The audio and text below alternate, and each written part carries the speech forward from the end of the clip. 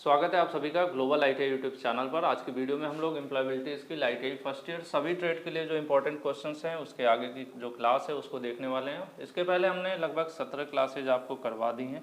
अगर आप पहली बार ये वीडियो देख रहे हैं तो इसके पहले क्लासेज आपको ज़रूर देखनी चाहिए। ठीक है, आज क्लास 18 है और जो टॉपिक का नाम है वो है एंटरप्रेन्योरशिप स्किल्स जो होता है। हालांकि यहाँ पर एंटरप्रेन्योरशिप सिर्फ लिखा है जिसको हिंदी में उद्यमिता बोला जाता है। ठीक है, इसके पहले हमने इस टॉपिक से रिलेटेड 20 क्वेश्चन ऑलरेडी करा दिए हैं और आज जो क्वेश्चन 21 से शुरू होगा और क्वेश्चन से रिलेटेड पीडीएफ स्टडी मटेरियल इस वेबसाइट पर आप फ्री डाउनलोड कर सकते हैं। इसका कोई चार्ज नहीं है। वेबसाइट है globaliti.org। सिंपली गूगल में सर्च कर लेना है। ठीक है, गूगल ओपन कीजिए, उसमें टाइप कीजिए globaliti.org। आपको ये वेबसाइट मिल जाएंगी और वहाँ पर एक ऑप्शन बना होगा कोर्स का। कोर्स में आपको जाना है और अलग अलग आपको कोर्स वहाँ पर देखने को मिल जाएगा। और इसके पहले की वीडियोज़ अगर आप देखना चाहते हैं तो यूट्यूब में ग्लोबल आईटीआई सर्च कीजिए। जब ग्लोबल आईटीआई आप चैनल सर्च करते हैं इसके ऊपर क्लिक कीजिए, फिर आप देखेंगे एक प्लेलिस्ट का ऑप्शन होगा। प्लेलिस्ट में जाइए, एम्प्लॉयबिलिटी स्किल फर्स्ट ईयर के नाम से एक प्लेलिस्ट होगी, उसके अंदर आपको इसके पहले की वीडियोज़ मिल जाएंगी। प्लस वीडियो के डिस्क्रिप्शन में भी मैं इसका जो डिटेल लिंक है सभी क्लासेस का वो दे दूँगा और वेबसाइट का लिंक दे दूँगा, टेलीग्राम का लिंक दे दूँगा, ट्विटर का लिंक दे दूंगा, जिससे आप हर जगहों पर फॉलो कर सकते हैं, जुड़ सकते हैं। चलिए शुरू करते हैं आज का क्वेश्चन। क्वेश्चन जो है 21 इस आपके सामने है। कह रहा है what is the expansion of MSME. ठीक है, ये क्वेश्चन ऑलरेडी आ चुका है पहले भी। अगर आपने पहले क्लासेस देखी होगी तो अब तक आपने आंसर इसका अपने अंदर सोच भी लिया होगा। ठीक है, तो ये फुल फॉर्म पूछ रहा है सिंपली। एमएसएमई जो होता है हमारा एक मिनिस्ट्री है, ठीक है, जो एमएसएमई को प्रमोट करती है। एमएसएमई मिनिस्ट्री भी होती है जिसमें क्या होता है कि जो छोटे छोटे उद्योग वगैरह लगाते हैं उसके लिए उनका रजिस्ट्रेशन करना, उनके लिए फाइनेंस उपलब्ध कराना, इस प्रकार के काम करते हैं। ठीक है, तो ये फिलहाल एमएसएमई का जो है फुल फॉर्म पूछ रहा है। ठीक है, तो आपको यहाँ पर पहला ही मिल जाएगा micro, M for micro, small and medium enterprises. ठीक है, बहुत छोटी और मीडियम, तीन प्रकार के जो इंटरप्राइजेज हैं, कंपनीज हैं, इंडस्ट्रीज़ हैं, बिजनेस है, वर्कशॉप है, इस लेवल में अगर आप करना चाहते हैं, ठीक है, तो वो सब एमएसएमई के अंतर्गत आता है। और एमएसएमई का फुल फॉर्म यही होता है, micro, small and medium enterprises. ठीक है, ये तो सिंपल आपको सिर्फ याद करना पड़ेगा। फुल फॉर्म वगैरह में तो बहुत ज़्यादा कॉन्सेप्ट नहीं होता है, इसलिए यहाँ पर आंसर आपका ए सही हो जाएगा। ठीक है, नेक्स्ट चलते हैं।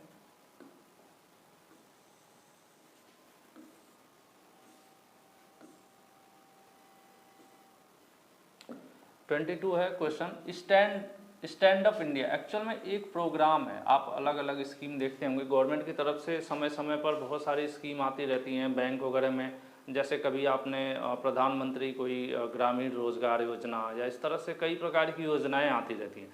इसी तरह से एक स्टैंड अप इंडिया भी एक क्या है, गवर्नमेंट की मतलब योजना है। ठीक है, जिसके अंतर्गत क्या किया जाता है, एंटरप्रेन्योरशिप, मतलब जो लोग कोई बिजनेस करना चाहते हैं तो बिजनेस के लिए लोन वगैरह प्रोवाइड करना। ठीक है, ये इसके अंतर्गत आता है। ठीक है, इसमें यही होता है, इसका मोटिव होता है। जैसे किसानों के लिए भी केसीसी होता है ना, जो किसानों को लोन दिया जाता है उनको खेती वगैरह करने के लिए। उसी प्रकार से ऐसे जो भी इंडिया के लोग हैं, जो भारतीय नागरिक हैं, वो बिजनेस करना चाहते हैं तो इसके लिए आपका स्टैंड अप इंडिया के नाम से एक प्रोग्राम चलता है। तो फिलहाल क्वेश्चन देखते हैं क्या पूछ रहा है। स्टैंड अप इंडिया समुदायों के बीच उद्यमिता का समर्थन करता है, मतलब वही बिजनेस को बढ़ावा देने के लिए, स्वरोजगार को बढ़ावा देने के लिए किसके किसके बीच, तो ये जो है महिलाओं और SC ST कैटेगरी के जो लोग हैं उनके लिए अप्लीकेबल होता है। ठीक है, तो यहाँ पर आपका आंसर 22 का ए सही हो जाएगा।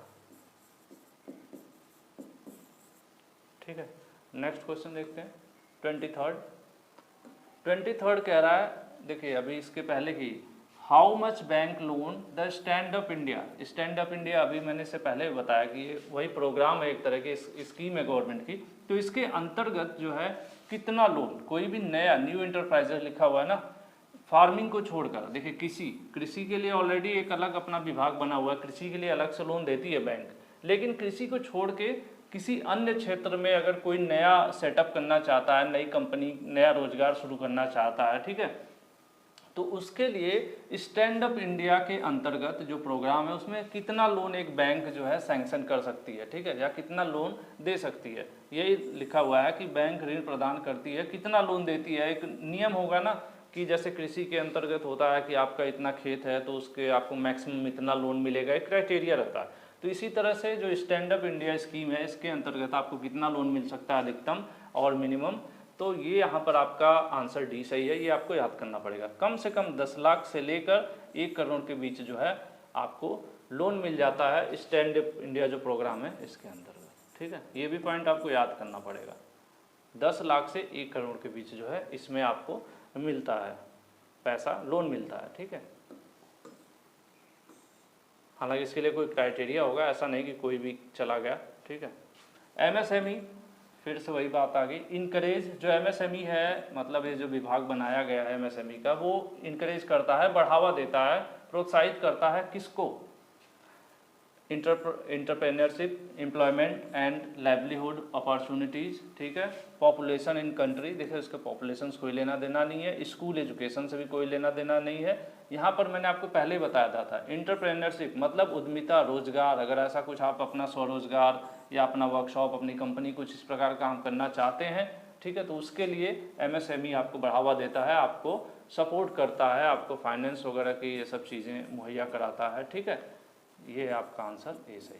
जहाँ भी एमएसएमई आएगा वहाँ पर एंटरप्रेन्योरशिप या एंटरप्रेन्योर जो है ऐसे शब्दों वाले जो आंसर होंगे वही सही होंगे आपके, ठीक है। 24 का आंसर ए सही हो जाएगा। नेक्स्ट चलते हैं। Which is the good method to interact with customer for survey. देखिए मैंने इससे रिलेटेड कल भी आपको क्वेश्चन कराया था कि सर्वे क्या होता है। सर्वे एक प्रोसीजर होता है जिससे हम अपने बिजनेस से रिलेटेड अपने कस्टमर से फीडबैक ले सकते हैं। जैसे अगर हम कोई बिजनेस शुरू किया, फॉर एग्जांपल हमने रेस्टोरेंट शुरू किया, ठीक है, तो रेस्टोरेंट में हम खाना कैसा बना रहे हैं, हमारा सर्विस कैसा है, क्या कमी है, क्या उसको बेहतर किया जा सकता है, तो ये कैसे पता चलेगा। अगर आप आपके यहाँ जो 20-25 कस्टमर आ रहे हैं, 20 में से कम 10 कस्टमर से आप फीडबैक ले रहे हैं कि सर हमारा खाना कैसा बना, आपको सर्विस कैसी लगी, कोई कमी है तो बताइए जिसको हम आगे सही कर सकें, तो इससे क्या होगा, आपका बिजनेस अच्छा ग्रो करेगा और ये फीडबैक कहलाता है और एक तरह से यही सर्वे भी कहलाता है, ठीक है। तो वही पूछ रहा है कि good method to interact with customer for survey. अगर सर्वे के लिए ग्राहक के साथ बातचीत करने का अच्छा तरीका कौन सा है, ठीक है। सबसे पहले go prepare with the question that you want to ask, मतलब आप जो प्रश्न अपने ग्राहक से पूछना चाहते हैं उसको आपको पहले ही तैयार कर लेना चाहिए, सही बात है। दूसरा, speak to at least 20 peoples to get a reliable data, कम से कम 20 लोगों से तो बात करिए। किसी भी प्रोडक्ट को आप डिजाइन कर रहे हैं तो वो प्रोडक्ट बेहतर है कि नहीं, तो वो कैसे कर सकते हैं। सिर्फ एक आदमी से पूछेंगे तो हो सकता है कि वो कह दे बेहतर है, लेकिन वहीं से आप डिसीजन नहीं ले सकते हैं। 2 लोगों से पूछेंगे, हो सकता है दोनों कह देंगे बेहतर है, तो इसीलिए कम से कम जो है 20 लोगों से तो आपको पूछना ही चाहिए कि प्रोडक्ट बेहतर है कि नहीं। उसके बाद देखिए ज़्यादा से ज़्यादा संख्या में लोग क्या बता रहे हैं, अच्छा बता रहे हैं कि बुरा बता रहे हैं। अगर अच्छा है तो फिर आप उस प्रोडक्ट को मार्केट में लाएंगे, बुरा है तो उनसे पूछिए क्या बुरा है जिसमें आप सुधार कर सकते हैं, तो ये भी आपका आंसर सही होगा। और स्पीक पोलाइटली एंड डीपली, तो ये भी सही बात है कि कस्टमर से आप क्या बहुत प्यार से बात करेंगे, ठीक है, और गहराई से, वही मतलब है कि सेंस के साथ काफ़ी प्यार से बात करेंगे तभी तो आपको सही राय देगा। और अगर आप टेढ़े बात करोगे तो आपको फीडबैक क्यों देगा। तो यहाँ पर आपके तीनों आंसर सही हो रहे हैं, इसलिए आंसर आपका परफेक्ट कौन सा हो जाएगा, आंसर डी, ऊपर के सभी, ठीक है। नेक्स्ट है which is the important scale to improve business ideas, ठीक है, जो बिजनेस आइडियाज़ हैं उनको बेहतर बनाने के लिए महत्वपूर्ण स्केल क्या है, ठीक है, क्या पैमाना है। व्यवसायिक विचारों को बेहतर बनाने के लिए महत्वपूर्ण पैमाना कौन सा है। जैसे आपने कुछ बिजनेस सोचा है, बिजनेस आइडियाज़ आपने सोचा है, ठीक है, उसी के बारे में है कि वो बेहतर कैसे बन सकता है। Customer, competitor and technology, funds and government schemes, ये सब कुछ ज़रूरी है। जो आप प्रोजेक्ट बना रहे हैं, जो बिजनेस आइडिया आपके दिमाग में आया है, उसके लिए क्या क्या महत्वपूर्ण है, उसके लिए ग्राहक भी आपके दिमाग में होना चाहिए कि उसके लिए कस्टमर मिलेंगे कि नहीं मिलेंगे जो प्रोजेक्ट आप तैयार कर रहे हैं। दूसरी चीज़ कि उसका कंपटीशन कैसा है मार्केट में, ठीक है, और टेक्नोलॉजी मतलब कहाँ पर, जैसे होता क्या है ना कि कोई नई चीज़ आप बना रहे हो तो नए ज़माने की जो टेक्नोलॉजी है उसको भी आपको ध्यान में रखना है। ऐसा नहीं है कि आप पीछे चले जाएं और मार्केट में कुछ और आ गया है और आप कहीं पीछे वाली जो पुरानी मतलब घिसी पिटी चीज़ है आज वो बनाने के प्लान कर रहे हैं, ठीक है। उसके अलावा आपको फंड्स की भी ज़रूरत पड़ती है और गवर्नमेंट स्कीम वगैरह के अंतर्गत आपको फंड मिल जाता है तो और भी बेहतर है। तो यहाँ पर भी ये तीनों ऑप्शन जो हैं आपके बिजनेस आइडियाज़ के लिए ज़रूरी है, ठीक है। तो ऐसे में भी आपका आंसर कौन सा सही हो जाएगा? आंसर डी सही हो जाएगा, ऊपर के सभी, ठीक है। नेक्स्ट चलते हैं 27। NIC का फुल फॉर्म पूछा, ठीक है। ये जो NIC है ये बिजनेस से रिलेटेड है, प्रोडक्ट से रिलेटेड है, मार्केटिंग से रिलेटेड है, ठीक है। ये आपका NIC वो नहीं है, एक जो आपने देखा होगा ना नेशनल इंफॉर्मेटिक्स सेंटर होता है, तो वो नहीं है, ठीक है। ये आपका NIC बिजनेस रिलेटेड है, तो इससे आपका इसमें से फुल फॉर्म पूछ रहा है। सिंपली फुल फॉर्म यहाँ पर लिखा है NIC का फुल फॉर्म क्या होता है। नेट इंटरेस्ट कॉस्ट नहीं, ये नहीं होता है। नेशनल इंस्टीट्यूट ऑफ करप्शन भी नहीं होता है। ये होता है नीड, इंटरेस्ट एंड कंसर्न। जैसे कोई भी आप बिजनेस या कोई प्रोडक्ट मार्केट में ला रहे हैं तो उसकी आवश्यकता क्या है, ठीक है। उसमें इंटरेस्ट क्या है, मतलब किस प्रकार के लोग इंटरेस्ट लेंगे, और कंसर्न मतलब कि क्या क्या प्रॉब्लम हो सकती है, उसका एनालिसिस करने के लिए एक तरह से आपका एक टूल है, ठीक है। तो NIC का फुल फॉर्म होगा need, interest and concern. Answer आपका सी सही होगा। कई सारे बिजनेस मॉडल हैं, इसके पहले भी हमने देखा था। तो सब बिजनेस मॉडल क्या करते हैं, उस बिजनेस को, वो बिजनेस सफल होगा असफल होगा उनकी कैलकुलेशन करने के लिए इस्तेमाल किए जाते हैं, स्टडी करने के लिए। What is the full form of UVP, ठीक है। कुछ चीज़ें ऐसी हैं जिनको आपको याद करना पड़ेगा, ठीक है। अब UVP का जो फुल फॉर्म होता है वो होता है यूनिक वैल्यू प्रपोजिशन, ठीक है। तो ऐसा होता है कि मान लीजिए आप कोई ऐसा प्रोडक्ट बना रहे हैं, मार्केट में तो बहुत सारी मोबाइल है, ठीक है। मार्केट में बहुत से सिम कार्ड ले लेते हैं, मोबाइल के बहुत से सिम कार्ड हैं, और आप भी सिम कार्ड का ही बिजनेस करना चाहते हैं, तो आपको कुछ ऐसा वैल्यू लाना पड़ेगा, आपको कुछ इस प्रकार का जो रेट है वो तय करना पड़ेगा कि उस रेट पर कोई और मार्केट में ना हो, तभी तो आपकी एंट्री होगी। जैसे जियो ने एंट्री किया था, ठीक है। जियो ने शुरू में क्या किया, फ्री कर दिया, उसके बाद फिर दूसरों की अपेक्षा कम पैसे में ज़्यादा डेटा और ये सब वैलिडिटी दे रहे थे ना। तो उसी की बात कर रहा है कि यूनिक वैल्यू प्रपोजिशन। और द्वितीय मूल्य प्रस्ताव, मतलब ऐसा मूल्य आप प्रस्तावित करें अपने बिजनेस के लिए जो ऑलरेडी मार्केट में ना हो, ठीक है, उनसे आप बेहतर हो। यहाँ पर आंसर भी सही है।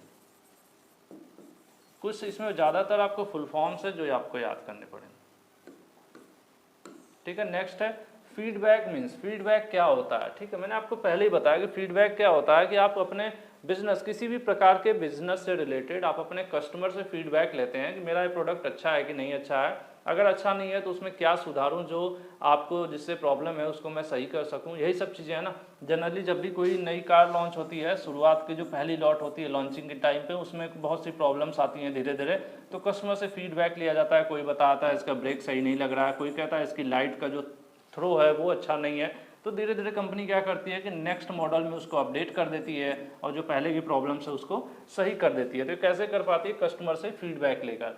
तो सजेशन फॉर इम्प्रूवमेंट, अगर कोई हमें कहता है कि आप में, आपके प्रोडक्ट में इम्प्रूवमेंट की ज़रूरत है और उससे क्या क्या इम्प्रूवमेंट की ज़रूरत है वो कोई बताता है, तो वो भी फीडबैक कहलाएगा, ठीक है। Things people like about the ideas, ठीक है। जो आपके बिजनेस के बारे में जो चीज़ें लोग पसंद कर रहे हैं कि हाँ ये आपके प्रोडक्ट में ये सब अच्छा है। जैसे आपकी कार अच्छी है तो कोई बताएगा कि हाँ आपकी जो कार है उसका म्यूजिक सिस्टम अच्छा है, तो ये एक अच्छा फीडबैक हुआ, तो ये भी फीडबैक ही कहलाएगा, ठीक है।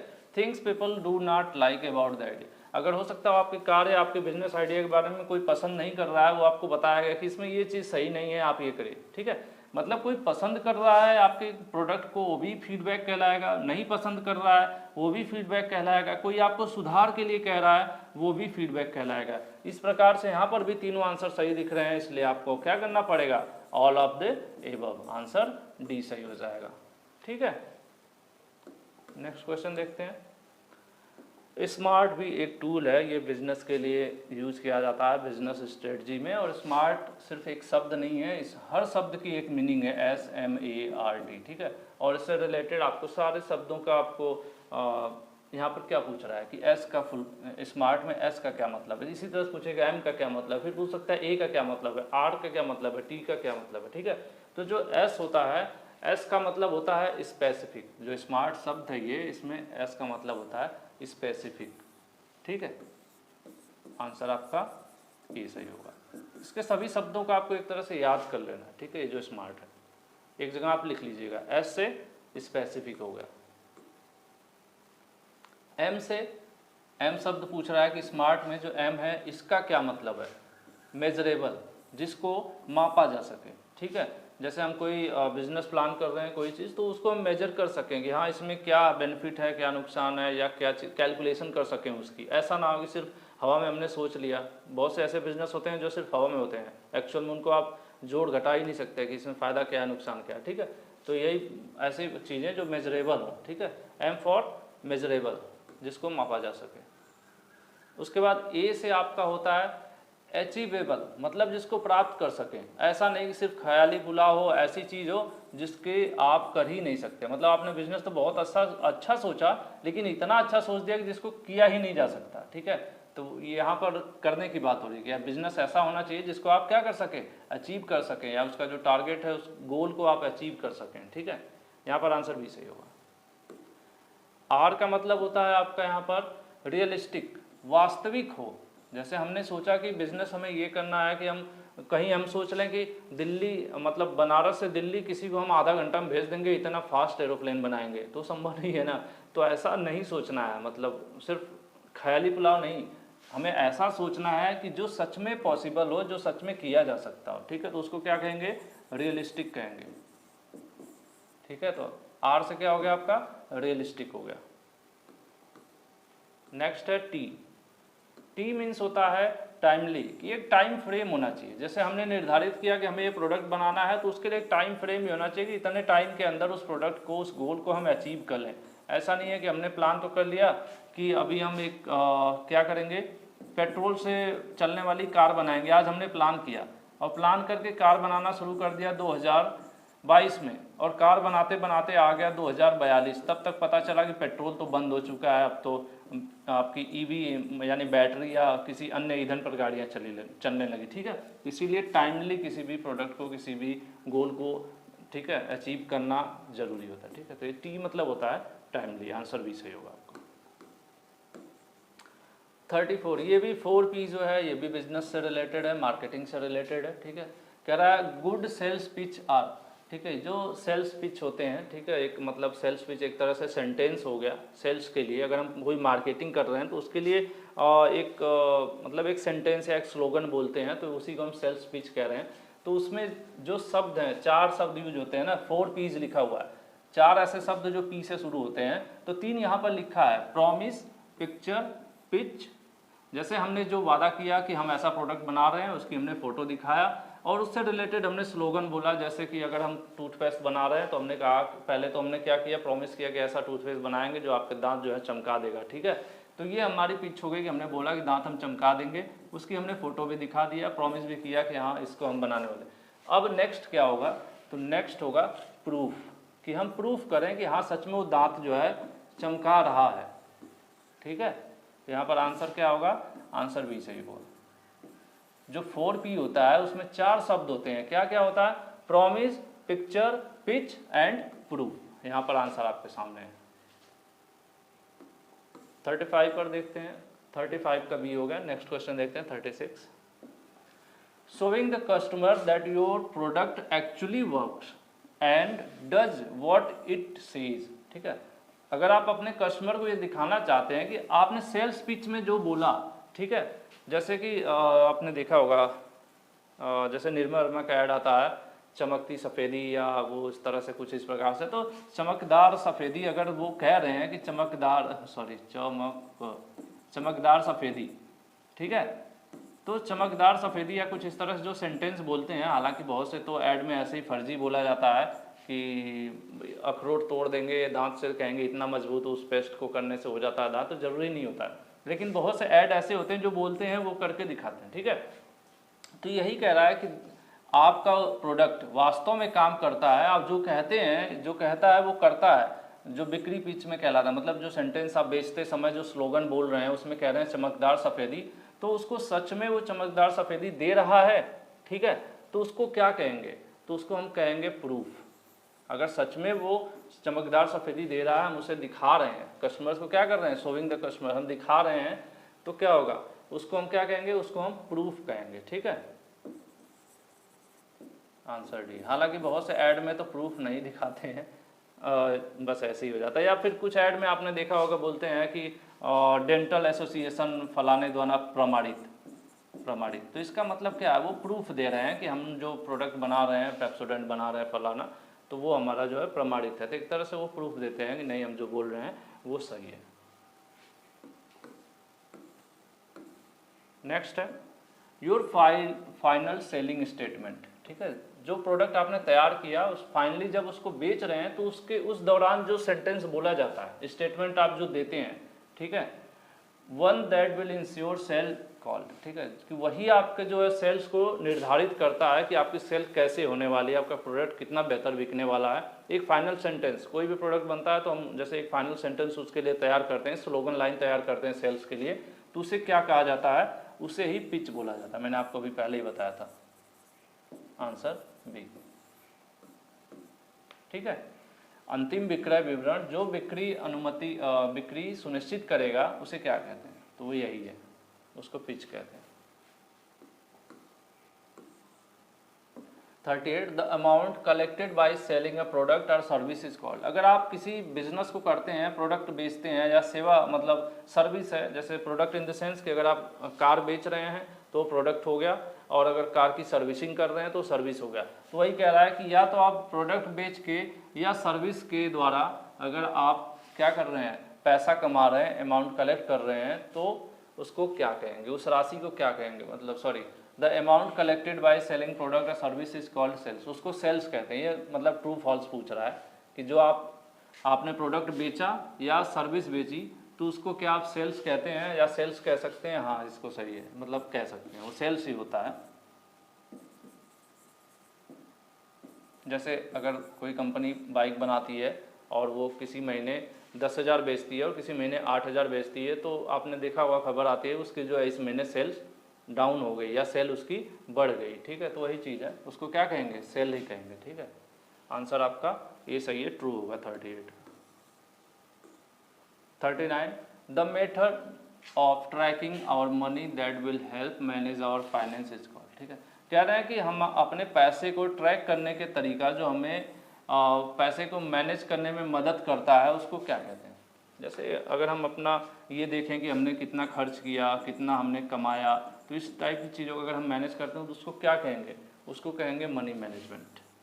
क्या कहेंगे उसको, मनी मैनेजमेंट। अगर हम हिसाब लिख के रखते हैं कि हमने इतना कमाया, इतना कमाया, मतलब कोई भी हम बिजनेस कर रहे हैं तो हमने उस पर कितना खर्च किया, ठीक है, उस बिज़नेस को करने में कितना सामान, कितने का सामान खरीदा, कितने प्रोडक्ट बना, और भी अन्य सैलरी में कितना खर्च हुआ, ये सब चीज़ें, और बेचने के बाद कितना पैसा मिला, और दोनों को हमने घटाया बढ़ाया, फिर हमें पता चला कि प्रॉफिट कितना हुआ, तो ये सब चीज़ें क्या कहलाएगा, ये सब मनी मैनेजमेंट कहलाएगा। ठीक है, आंसर आपका 39 का बी हो जाएगा।